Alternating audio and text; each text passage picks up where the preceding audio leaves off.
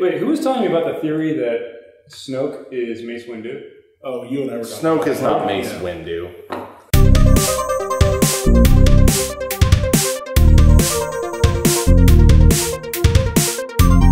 Welcome to the Bourbon Guild Review Show. Up today, guys, Hancock's President's Reserve. I'm Dutch. We got Jules, Dylan, and Ben Richards, the Butcher of Bakersfield. All right, so Hancock, I've been calling this stuff Hamilton's all day. I don't know why. Like the diner. Dave's versus John or what? Yeah, this is Hancock's President's Reserve. Presidential Reserve. No, it's Hancock's Reserve. Presidents. It's reserved for presidents. Whatever it is. This is what it is. It looks like this. So, I mean, I was telling Dylan earlier, if you know how they go into the grocery store and they've got like generic soup and like generic beans, like with their store brand. If you wanted to go into the store and find the generic store brand of a single barrel bourbon, this is what the label would look like. I'm glad you said that because I think that's the worst label in the history. Even the cheap ass like swill bourbon whiskey on the bottom shelf of any grocery store, it looks more enticing than so not high marks on on that on Agreed. presentation. You know, the bottle's okay in shape, but the label and this red and gold, it's just not doing it for any of us, I don't think. Yeah. So anyway, Hancock's. Why are we reviewing Hancock's? It is a single barrel bourbon. Mm-hmm. It is a Buffalo Trace product. So the only information on the back, aside from like the government warning, is that it is from Buffalo Trace. And rumor has it, it is actually from Warehouse H of Buffalo Trace, which is where Blanton's comes from. So this is a single barrel from Warehouse H. Blanton's is a single barrel from Warehouse H. And the mash bill is the same. Mash bill number 2. Exactly the same. Like the Blanton. So what's going on? Is this just like the reject barrels of Blanton's? Probably. Could be. It's at a different proof. So we're at 88.9 proof, not 89 proof. 88.9 proof. And Blanton, just to remind everyone, is 93. Yeah. So 44.45% alcohol on this. Our price point, a bit cheaper than Blanton's. MSRP is $49.99. We picked this up on a pretty good sale at $41.99. That's about a 15% discount. Basically because, is this Blanton's Light?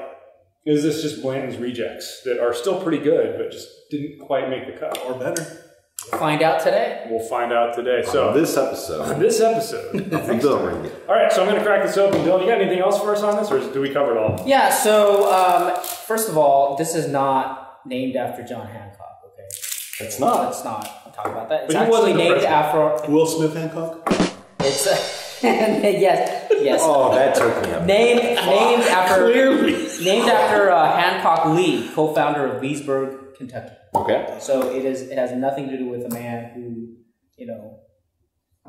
wrote that signature, or a man who starred in one of the worst superhero movies of the 21st century. I don't know if it's the worst. It's pretty freaking. That's for a different channel. I think Batman. So not president or of the Continental Congress, John Hancock. George Clooney. Oh boy, that one right there. It's Joel Schumacher. All right. It's a good color, I like it's pretty rich. and I do like Jesus Christ. you have to give us like double review. No, that's the Hancock. See, look, okay. Look, I've been saying all along that we should be using a type of whiskey thief or a wine thief to measure each. And you might see that. I would be grateful. Boy, you might try that. I'm all about consistency. And look at this insanity here. Okay. I hope this is good. That's my arthritis, dude. So we know you that can't get arthritis. we know that Dutch is absolutely nose deaf on the aroma. So yep. we'll all rate that while Still you stays the same. Still stays the same. But Boy, you guys this is a tough one, I gotta say. Really? Yeah. If you guys are new to the Bourbon Guild, we have a 10-point grading system. So we give 2 points for aroma, 3 points for complexity, 2 points for drinkability, 3 points for uniqueness, and a bonus point for value. So value being for availability and price point. So again, for a total of 10 points. And here we go. Wow, indeed. Wow, indeed, yeah. Well, this was pointed out by a regional bourbon expert to me. I've never tried this before. Have any of you guys had this before? Nope, this is first try for me, but this guy basically told me, hey, you know what? First time. This is one you got to try. If you've never had it before, you got to try it. Yeah. So, and I think I can see why. Yeah. Was that Eddie? Mm-hmm. Nice. Can we say his name? Eddie the Eagle? I think we could say his name. Well, actually, I think his name should be something else. Like, we should come up with it. Or Dylan's favorite movie of all time, Eddie, starring Whoopi Goldberg, Guinan. Whoopi, give us a call. Shout out. Whoopi, we'd love to have Whoopi on here for our celebrity series. Yeah. It's coming up. That'd be cool. And actually, if you happen to be a celebrity, you should come on to our And if you actually, no, because if you're watching this, you're probably like a C-list, so... Hey, celebrities watch it. If anyone ever wants to pinpoint exactly when we found out we would never have celebrities on this show, that was the moment. Is this like jumping the shark? Like when we never got to the with lake. the fawns, you know. We never got to the lake to jump the shark. Okay. Wait, was it the ocean or the lake? I can't remember that episode. I'm not that old. Why would a shark be in a lake? Oh yeah, it's the ocean. But they were drinkability. SeaWorld. Wow. Sorry, how much did we pay again? $49. So this, no, we paid $41.99. Oh, $41. Okay, just one. So we did get it at a discount. Now, one thing I will say, as far as availability is concerned, this is not. You don't see this everywhere. Really? You don't see it everywhere. I was about to ask that because I haven't seen it, but I don't know. I This was we picked this one up from a chain liquor store. It's not as insane as Weller. No. It's much not as easier to insane as find. Weller. Yeah. No, you can find it. It's just not everywhere carries it. But the places that do carry it, they tend to have it in stock. It's one of those kind of like, you know, the distiller direct marketing things where they'll just sell it to certain retailers. So those retailers will almost always have it, but not every retailer will have it. So it's not a question of supply. It's a question of like finding somebody that carries it. And if they do carry it, you'll probably find it in stock. At least I'm making most of that up. Okay. Man, I gotta say the Buffalo guys, I think they know what they're doing here. Yeah. So you guys have your scores? It tastes like I think it. I do. Yeah. All right, Ben, what's your total? If I did my math 8.5. right. Whoa. Wow. Good. Dylan. I gave it an 8. Wow. I gave it a 7. Jules, 7. I gave it an 8 as well. Look at that. Spot on. No, you had an 8.5. So. Denied. I'm withholding my affection. Rejected. Rejected. I like how the glasses came right back. Let's start with aroma. Now, if my nose was as good as your guys, I probably would be giving this an 8.5. I gave it a 0.5 for aroma. I got one note, and it was peaches. Yeah. It's funny you say that, yeah. That's exactly what I got. Peaches and cream. So 1.5 because of the stone fruit. I gave it a 1.5 because the peaches, cream, butterscotch. Like there's something just really thick and sweet and just delicious. You just want to put this on a pancake. Aroma to me, and I know I say this a lot, but astute viewers will recognize Wow. that aroma is the promise. Start jumping the shark in this episode. Aroma is the promise of what's to come. And this delivered. We'll get to the drinkability next, but this aroma was fantastic, and quite honestly, it delivered on everything it promised. Like, the aroma is great. I'm tempted to jump mine to a 1 because the peaches are a distinct aroma. Yeah. I think you should jump it to a 1 because you acknowledge there was an aroma. True. Like, I think that's all we want, right? That's all we need from this. I mean, honestly, if I pick something out, it should be a 2. Yeah, pretty much. I am above mine by 0.5. I'm happy with my 1.5. I thought it was a little one note. It's not complex in the aroma, but man, it teases something. Let's move great. into complexity because I feel like the peaches are there, the fruit component. I got a strong corn component when I tasted it, and then the strong sweetness. I mean, like when you're hitting that many things, for me, it's a solid 2.5.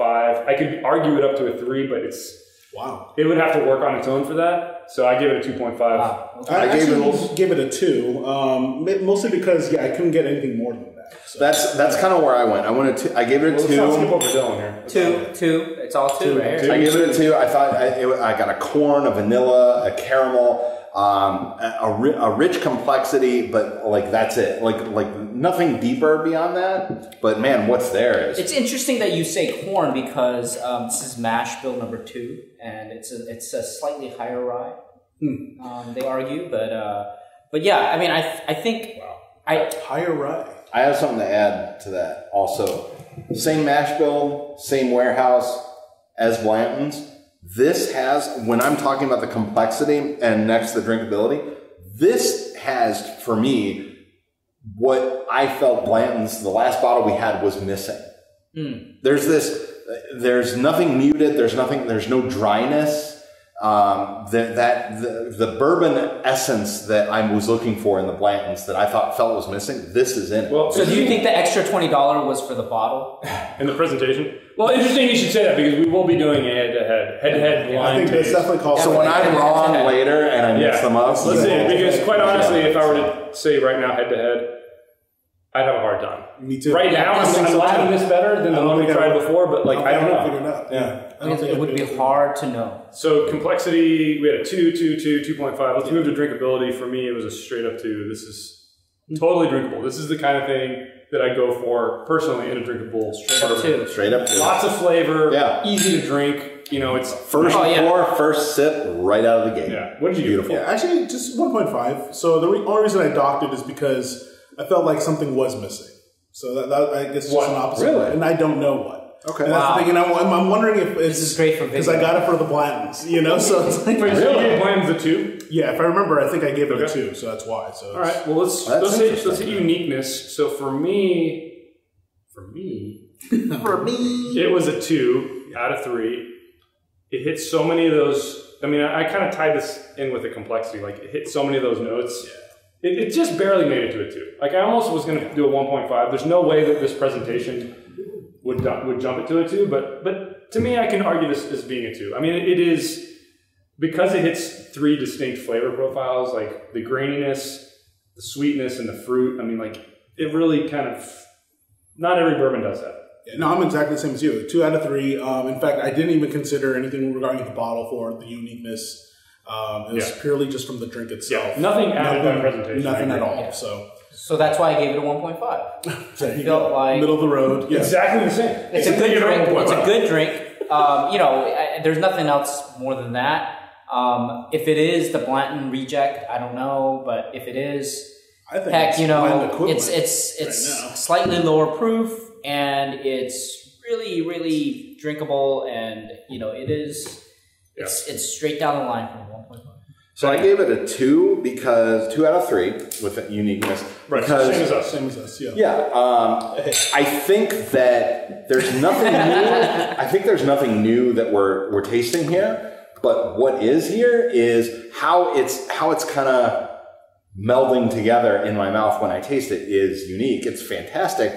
And quite honestly, you brought up a funny point about this is the Blanton's reject. I would say Blanton's is the Hancock's reject because, man, this is like, whoa. Hey, fighting there's going to be a fight later. Somebody from there better send us a case. Both. Yeah, we need a case. Okay, let's jump to value. I do want to say something to our esteemed colleague Dylan real quick. I added water to this because it does not need it. It is perfectly drinkable, but I do want to see if it brings out any other notes or complexity. I'm just doing a test. I drank over half of this without water. So. And he had a heavy pour. Yes. Yeah, that's true. Okay, so final category, guys. Bonus for value. All right. For me, I gave it a 1 because MSRP range to purchase price range. I mean, for a single barrel that has this much complexity and uniqueness and drinkability, that's a 1. And this is consistently, you're not finding it marked up. I think it's a good value. At full 50. I think 50 or below, it's a 1. I think perhaps the packaging puts people, But that's not. This is what we want. We want a single barrel that people look at and think that looks like crap. Let's buy it. Yeah. It's for us. Yeah, it's like don't go buy the Elijah Craig 12. No, but this is. I would say this is stark contrast to the marketing machine of Blanton's. This is like, hey, Hancock's Reserve. The label looks like piss water. It's like here, it's not much. And gave him Photoshop and said, make us a label that says no. They gave him Microsoft Paint. No, seriously. You know what this label looks like? This label looks like we can't have any national known brands in our movie. Make us a bottle of generic looking bourbon so we can have our hero drink bourbon in the store. It looks like nothing. It's completely nondescript. But the bourbon speaks for itself, and quite honestly, I'm happy for it. Well, I guess I'm the outlier here. I only give it a 0.5. And the main reason is because I don't see it everywhere. And it could be because of, I don't know, maybe it's so simple of a design, I completely pass it every time, it's like right there. But I consider myself somewhat of a man of about town, and I go visit liquor stores, and I don't see any of it anywhere, man. Hancock does not stand out to me. Fair enough. All right, guys. Let's get our final tally here. But before we do that, you know, I try to give this caveat. I forgot to do it at the beginning. But when you review a single barrel, you're reviewing a single barrel. Like this was from a single barrel. The barrel that you buy from might taste different. And we just reviewed recently a bottle of Blanton's that we were kind of like not crazy about. It was good, and we weren't crazy about it. But we've all had Blanton's that we were crazy about. Yeah. And maybe this just happens to be from a great bottle of Hancock, a great barrel. But we won't know, because the problem with this and the criticism for this bottle is that we don't know. Like, it doesn't have any labels. It doesn't tell you where it's from, what barrel it is. You know, so maybe that's it. Maybe Blanton's basically says, like, let's take a bunch of barrels and let's not waste the time and the money on the production, on the fancy bottles, on the fancy stoppers, and the handwritten labels. And let's just put it out there. Quite honestly, and I'm going to tell you. I'm waiting for the Comparo episode where we go head to head. But if somebody told me that somebody in the warehouse H was getting high on their own supply and mixed this up with the Blanton's that was supposed to go out, I would not be surprised at all. I rate this right now higher than the Blanton's we reviewed earlier. I think we have, right? Well, let's see. I definitely think we have. And I mean, it's let's get our final tally. Okay. 8.5. Solid 8 for me. Joel, 7.5. And I gave it an 8.5 as well. This is going to be high. Our total, or our average, is 8.13. That's very good. That's a solid number, man. Very good. That's a solid. Yeah, I'm going to have to actually just pay attention to the shelves. I'm gonna have to get one. That honestly, hey, in your defense, that label makes it. Dude, seriously, look at that. If they completely pass over, if they got some college kid to just modernize their label, I'm tempted not to release this video because this is good for bourbon drinkers. It is. It's great. It is. I mean, I think what it comes down to is this: is this is a single barrel. It's a lot like Blanton's. It's hit or miss. But if I'm going to go out and shell out the cash, and this is on the shelf for $40, and Blanton's on the shelf for $80. No way. That's why I gave it a 1, because if you see this at MSRP or even on sale, that is the bourbon to have for your collection, for your weekend drinking, for your party with friends. Well, because think of it this way: you're at a lottery, right? And maybe you've got a 75% chance of getting a great bottle of Blanton's. This is like, maybe you have like a 65% chance of getting a great bottle of this, but it's cheaper and it's easier to find. You're going to go for this. Well, I don't know if it's easier to find, but it's definitely cheaper. Definitely cheaper. I think in time we need to revisit a new bottle of this. And figure out where the consistency is. But if we do that, we don't release this. Now, and it could have happened, guys. It could have happened that we happened to get a crappy barrel of Blanton's and an amazing barrel of Hancock's. That's the gamble of the single barrel, right? But we'll do this again sometime. Yeah, but you're definitely not going to turn heads with this one. But the Blanton, you're gonna, they're gonna say, "Whoa!" Well, there's no wow factor. I would take an empty bottle. I feel like you are paying. Can we label this as anything? Is this a sleeper hit? Yeah, I think it is a total sleeper hit. If we're talking about not releasing this episode because it's so good, it's a sleeper hit. Total under the radar, best buy from the Bourbon Guild. For sure. It's a solid 8.13. That's very respectable. Great score. Great score. If you're looking for a single barrel, you don't want to shell out a lot of cash, guys, what can we put over this? This is a single barrel. Yeah. As a strong recommend. I mean, this is really up there. Yeah. All right, guys. There you have it from the Bourbon Guild. Hey, guys, tell us what you guys think. Be sure to add comments below and hit that like button if you guys like this episode, and subscribe for more Bourbon Guild reviews. All right, Bourbon Guild out. Be sure to always tip your bartender. And buy some Hancock's Reserve. Or don't. Don't. Save it for us. Yeah. We'll find it for you. All right.